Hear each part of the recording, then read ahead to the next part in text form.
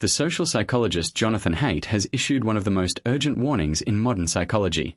Beginning around the early 2010s, rates of anxiety, depression, self-harm, and suicide among teenagers, especially teenage girls, rose sharply and suddenly across many countries at once.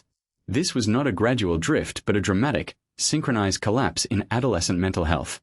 And Haidt argues, in his book The Anxious Generation, that the cause is clear: a great rewiring of childhood, in which phone-based, screen-based life replaced the play-based childhood that human beings have always needed to develop well. Haidt's argument begins with the timing, which he considers the crucial clue. The sudden deterioration in teenage mental health began around 2012 and accelerated through the 2010s. What changed in exactly those years? Two things converged. First, the smartphone became ubiquitous, putting a powerful, internet-connected device in nearly every teenager's pocket. Second, social media shifted from something occasionally checked on a computer to a constant, all-consuming presence, engineered to capture and hold attention. The front-facing camera, the like button, and the endless scroll arrived and spread precisely in the window when adolescent mental health began to collapse. Haidt argues this timing is no coincidence. At the heart of Haidt's thesis is a contrast between two kinds of childhood. For all of human history, children grew up in what he calls a play-based childhood, learning and developing through unstructured, in-person play with other children, taking real risks, resolving their own conflicts, and gradually building the social and emotional skills of adulthood through direct experience. This kind of childhood, though it involves scraped knees and hurt feelings, is how humans are designed to grow up.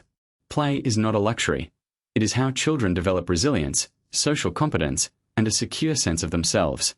Beginning in the 2010s, Haidt argues, this play-based childhood was rapidly replaced by a phone-based childhood. Children and teenagers began spending vast amounts of their time not playing with peers in person, but staring at screens, scrolling social media, watching videos, gaming online, comparing themselves endlessly to curated images of others. And this shift, Haidt contends, has been catastrophic for development, because the phone-based childhood deprives young people of the in-person, play-based experiences they need, while flooding them with experiences their developing brains are not equipped to handle. Haidt identifies several specific harms of the phone-based childhood.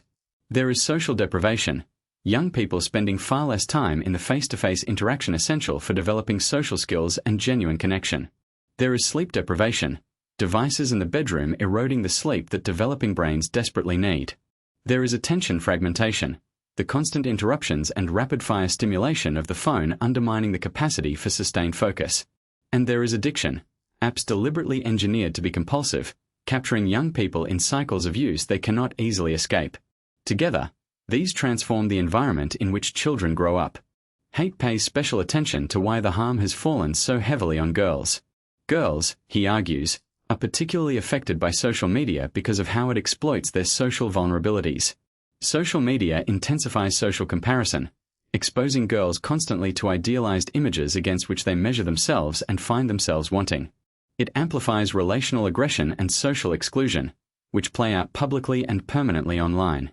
And it feeds anxiety about appearance and status in ways that the visual, performance-based platforms make relentless. The result, in the data, is a particularly steep rise in anxiety, depression, and self-harm among adolescent girls.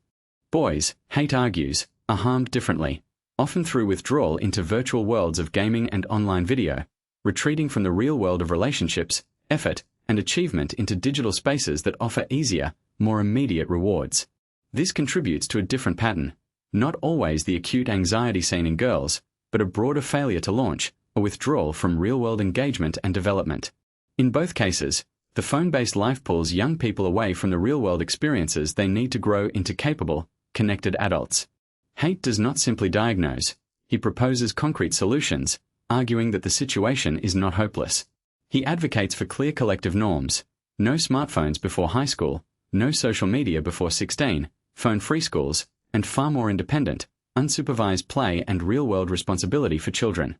He argues that these problems require collective action rather than individual willpower, because no single family can easily opt out when everyone else's children are online. The solution must be shared norms and, potentially, policy.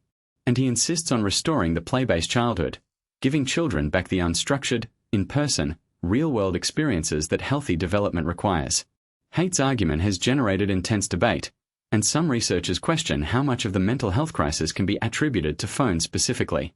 But the core of his message, that the sudden, synchronized collapse in adolescent mental health coincided precisely with the great rewiring of childhood, and that phone-based life is depriving young people of what they need to develop well, has struck a powerful chord with parents, educators, and young people themselves. Whatever the precise share of the blame, few dispute that something went badly wrong for young people in the 2010s, and that their relationship with screens is central to it. So Jonathan Haidt's warning about the anxious generation is one of the most consequential arguments in contemporary psychology. The collapse in teenage mental health, he contends, was driven by a great rewiring of childhood, the replacement of the play-based childhood humans need with a phone-based childhood their developing brains cannot handle. The solution, Haidt argues, is not to blame or medicate individual teenagers, but to change the environment, to restore real-world play, connection, and independence, and to protect young people from the compulsive, comparison-driven digital world during the vulnerable years of development. The generation raised on screens, he insists, is not broken beyond repair, but saving it requires giving childhood itself back.